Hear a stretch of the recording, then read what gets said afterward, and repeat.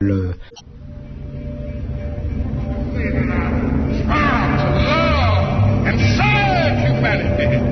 Yes, if you want to say that I was a drum major, say that I was a drum major for peace. I was a drum major.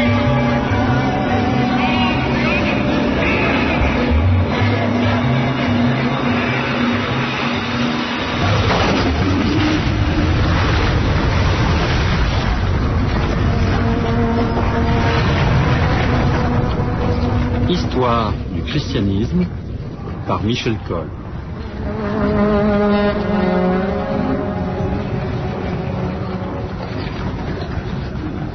Il est vivant.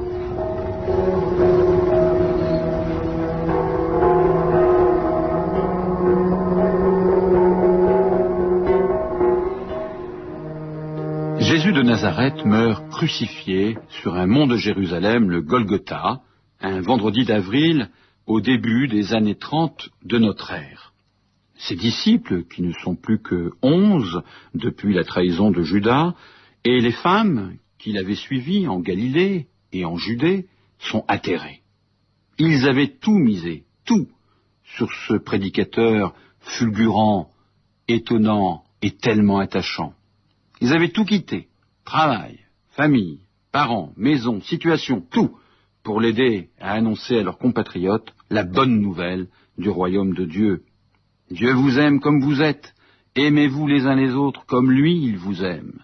Voilà, en substance, le message de Jésus. Mais le prophète déroutant n'a pas été compris par les siens. Lui qui voulait semer la concorde et la paix, il récolte la haine et la violence. Jusqu'au pied de la croix, ses détracteurs le couvrent d'injures et de sarcasmes. Sa mort, décrété par les aristocrates du Temple et le représentant politique de Rome en Palestine, sonne son échec personnel. Mais il sonne aussi l'échec de ses compagnons.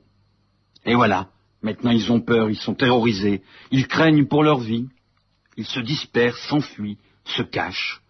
Certains même dénient avoir un jour rencontré Jésus. Pierre, le chef des 12, celui que Jésus a désigné, est un de ces renégats. Et pourtant, quelques jours plus tard, on les retrouve tous, confiants et rayonnants, sur les routes et les places publiques, annonçant un événement spectaculaire et invraisemblable, Jésus est vivant.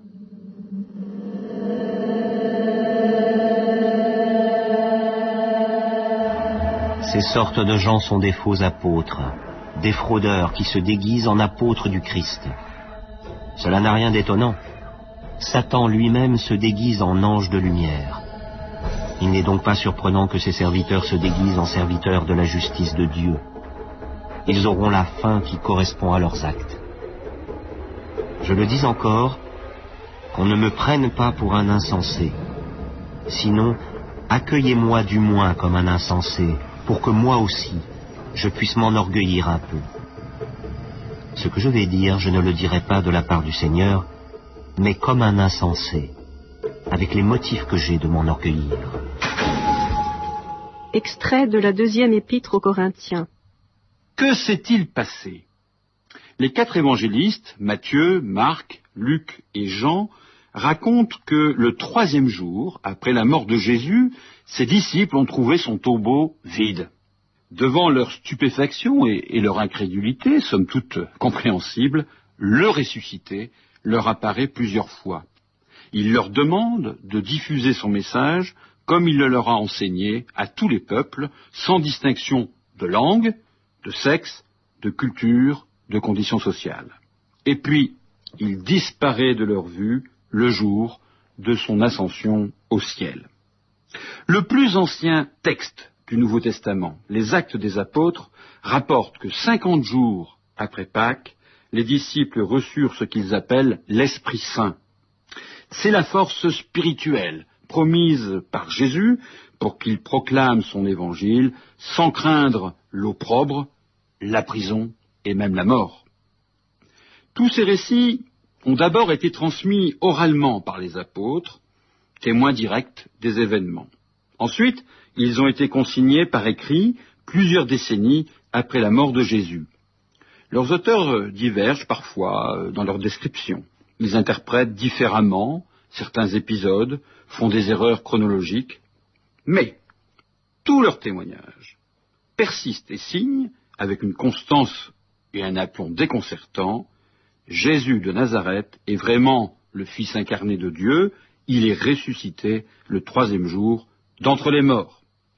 Tous les exégètes contemporains s'accordent en général pour affirmer que la foi en la résurrection influence tous les récits chrétiens antiques sur Jésus et qu'en conséquence, aucun d'entre eux, canonique ou apocryphe, c'est-à-dire reconnu ou écarté par les instances de l'Église, ne peut être considéré comme un récit neutre se rapportant à des faits bruts.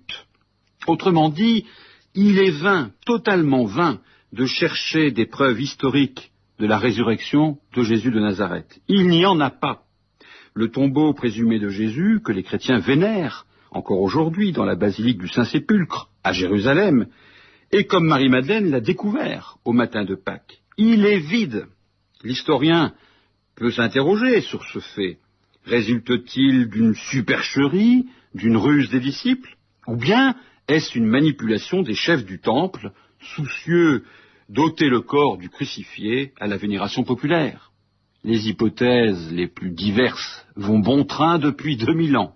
En revanche, l'historien honnête ne peut que constater la récurrence de l'affirmation inouïe de Pierre et de ses compagnons: Jésus est vivant et il leur est apparu.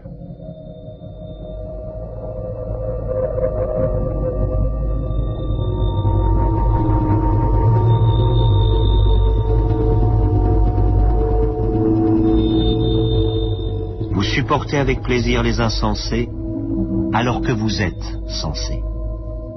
Vous supportez d'être traité en esclave, d'être dévoré, d'être dépouillé, d'être regardé de haut, d'être frappé au visage. J'ai honte de le dire, c'est à croire que nous avons été bien faibles avec vous.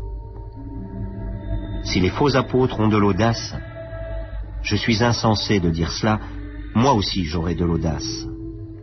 Ils sont hébreux? Moi aussi. Ils sont israélites? Moi aussi. Ils sont de la descendance d'Abraham? Moi aussi. Ils sont ministres du Christ?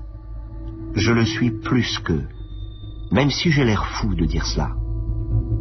La fatigue, je l'ai connue plus qu'eux. La prison, plus qu'eux. Les coups, bien davantage. Le danger de mort, très souvent. 5 fois, j'ai reçu des Juifs les 39 coups de fouet. 3 fois, j'ai subi la bastonnade. 1 fois, j'ai été lapidé. 3 fois, j'ai fait naufrage, et je suis resté 24 heures perdu en mer. Souvent à pied sur les routes, avec les dangers des fleuves, les dangers des bandits, les dangers venant des Juifs, les dangers venant des païens, les dangers de la ville, les dangers du désert, les dangers de la mer, les dangers des faux frères. J'ai connu la fatigue et la peine, souvent les nuits sans sommeil, la faim et la soif, les journées sans manger, le froid et le manque de vêtements, sans compter tout le reste. Ma préoccupation quotidienne, le souci de toutes les églises. Extrait de la 2e épître aux Corinthiens. Que s'est-il donc passé pour qu'en une poignée de semaines, les disciples passent de l'accablement à l'enthousiasme? Dans le Nouveau Testament, explique le théologien protestant Heinz Arndt, quand les hommes croient en Jésus, quelque chose se passe dans leur vie. Les biens sont partagés, les livres de voyance brûlés, une communauté nouvelle apparaît, la peur et la souffrance sont surmontées, des hommes sont prêts à souffrir la prison et la mort pour la vérité. Toutes les apparitions du ressuscité racontées concernent ceux qui croient ou ceux qui vont croire. Sans ce quelque chose, il est vraisemblable en effet que l'aventure chrétienne n'aurait jamais commencé. L'expérience de ce quelque chose n'est pas le privilège de ceux qui ont fréquenté Jésus de son vivant. Le juif hellénisant Saül de Tarse n'a jamais connu le prêcheur de Galilée. Il ne le connaît qu'à travers ses disciples, qu'il persécute d'ailleurs sans scrupule. Pour ce juif, d'obédience pharisienne et de culture hellénique, les chrétiens outragent la loi de Moïse. Sur la route de Damas, il fait subitement l'expérience de ce quelque chose. Il prend alors le nom de Paul et part évangéliser les païens d'Asie mineure, de Grèce et de Rome. Il est l'un des premiers à attester dans une épître à ses amis de Corinthe sa foi en la résurrection du Christ. À la fin du 1er siècle, cette croyance est diffusée par des prédicateurs routiers, en tête desquels Pierre et Paul. Elle est également transmise par des lettres de conseil, d'encouragement, que les apôtres envoient aux églises naissantes. Elle se propage ainsi bien au-delà de la Palestine. Et dès l'an 37, Antioche, ville syrienne cosmopolite de l'Empire romain, abrite une communauté dont les membres se donnent pour la première fois de l'histoire le nom de chrétiens. Antioche devient la tête de pont de l'évangélisation du monde païen gréco-romain. Les adeptes de cette foi nouvelle sont à l'origine des Juifs qui ont rejoint les apôtres à Jérusalem, la ville sainte. 3 personnalités dominent le mouvement. Il y a Pierre, le chef des 12, désigné par le Christ lui-même, Jean, l'évangéliste, et Jacques, le frère présumé de Jésus. Ils exercent à eux 3 une autorité spirituelle incontestée sur leur communauté. Ses compatriotes l'appellent la secte des Nazaréens. Entre eux, ils s'appellent les saints, les pauvres, les élus, les frères, plus prosaïquement les croyants. Ils continuent à fréquenter le temple, à jeûner 2 fois par semaine conformément à la loi juive et à respecter le sabbat. Pour eux, il n'y a pas d'incompatibilité entre leur foi au Christ et leur fidélité aux coutumes et aux rites religieux juifs. Pour entrer dans la communauté, il faut cependant être baptisé, comme Jésus le fut par Jean le Baptiste. Régulièrement, on répète le dernier repas de Jésus avec ses disciples. La veille de sa mort, il avait en effet partagé avec eux le pain et le vin, symbole de son corps livré et de son sang versé pour l'amour de Dieu et des hommes. Ces célébrations ressemblent à des repas entre amis. Elles se déroulent dans des vieilles synagogues ou dans des maisons particulières. Les judéo-chrétiens qui caractérisent cette première génération de chrétiens vivent dans l'attente imminente du retour du Messie. Jésus n'a-t-il pas annoncé sa venue prochaine? Voyez comme ils s'aiment, s'étonnent leurs compatriotes.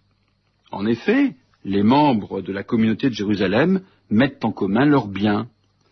Les plus dans le besoin sont secourus, chacun veille à apporter sa collation, ses victuailles en fonction de ses moyens. Ils sont équitablement distribués, sans distinction de classe ni d'âge. Des penseurs modernes ont évoqué beaucoup plus tard le communisme, entre guillemets, de l'amour pratiqué, à leur avis, par les chrétiens primitifs. L'arrivée des Juifs hellénisants de la diaspora modifie profondément la physionomie et l'orientation de la communauté. Elle enclenche le processus de séparation d'avec le judaïsme palestinien, les premières tensions internes et la fin du dynamisme et du rayonnement de Jérusalem dans l'Église naissante. Les Juifs de langue grecque se distinguent par, une attitude distante envers la synagogue. Ils contestent l'autorité du temple et projettent une évangélisation offensive. Ils ont un chef, il s'appelle Étienne, un ardent et brillant polémiste, et il leur montre la voie. Vers 35-36, il est lapidé sur ordre du conseil des prêtres après avoir osé déclarer en public que Dieu n'habitait pas dans le temple, mais dans le cœur et l'esprit des hommes. Étienne est le premier martyr chrétien de l'histoire. Des vagues de persécutions entraînent la dispersion des Nazaréens qui ont la chance d'échapper aux prisons, aux tortures et à la mort. En 62, Jacques, le frère de Jésus, qui a remplacé à la tête de la communauté Pierre, qui est lui-même parti en mission, est à son tour martyrisé. En 70, l'échec de l'insurrection juive contre l'occupant romain se solde par la destruction du temple. Alors la communauté chrétienne de Jérusalem est décapitée, clairsemée, elle n'est plus que l'ombre d'elle-même.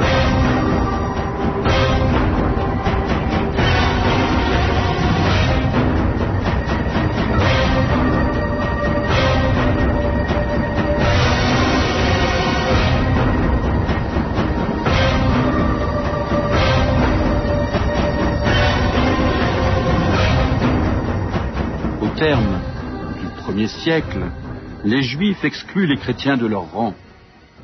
Que les Nazaréens et les hérétiques disparaissent de la terre en un instant, qu'ils soient effacés du livre de la vie et que leurs noms ne paraissent pas avec ceux des justes, récite-t-on chaque jour pendant les offices dans les synagogues. Le centre de gravité de la jeune chrétienté n'est plus Jérusalem, il a déjà changé de rive. Il se trouve à Rome, où Pierre et Paul ont fécondé des nouvelles communautés dans le sillage de leurs apostolats et de leurs martyrs entre 64 et 68. De vives tensions ont opposé les deux cofondateurs de l'Église de Rome. Sans toutefois mettre à mal leur respect et leur loyauté réciproque, Paul n'a jamais contesté la primauté de Pierre, mais il lui reproche son légalisme hébraïsant. L'ancien pécheur du lac de Génézareth demeure un fils sincère de la synagogue. Il est sensible à l'argument des judéo-chrétiens qui considèrent la nécessité de la circoncision pour obtenir le salut. Paul est, lui, taraudé par l'évangélisation des païens, les gréco-romains. Citoyen romain lui-même, il ne limite pas sa prédication aux champs clos des synagogues. Pour lui, les incirconcis ne sont pas tenus d'obéir à la loi juive, puisque le salut réside et uniquement dans la foi au Christ. Le conflit est porté par Paul en l'an 49 devant l'Église, devant la communauté de Jérusalem. Les chrétiens d'origine païenne sont dispensés d'être circoncis. La polémique reprend de plus belle à Antioche quand Paul surprend Pierre qui évite de partager la même table que des chrétiens incirconcis. Paul ne retournera plus à Jérusalem. Il restera fidèle à la communauté de Jérusalem, mais il n'y retournera plus. Ascète au tempérament austère et entier, il poursuit sa prédication en solitaire, prédication d'un christianisme foncièrement œcuménique. Et il raconte dans ses lettres ses tribulations de missionnaire et, au passage, il règle quelques comptes avec les faux apôtres qui pullulent alors dans la région.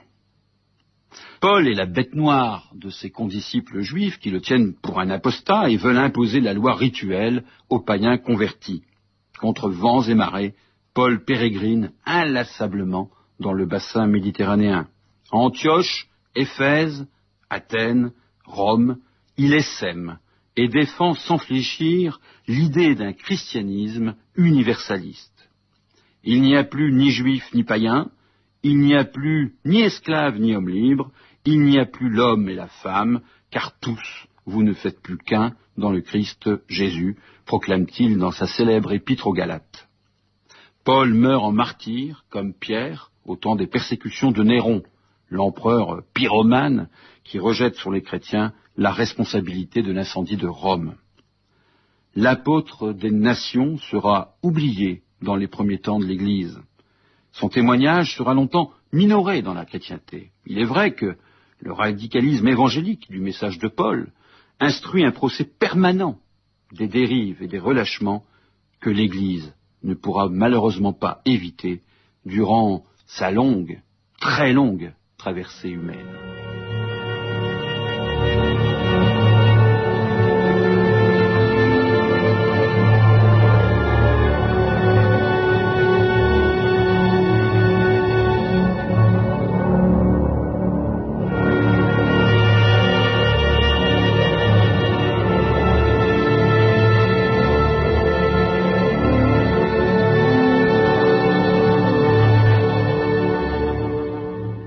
C'était Histoire du christianisme par Michel Coll. Une émission en partenariat avec le magazine Le Monde des religions.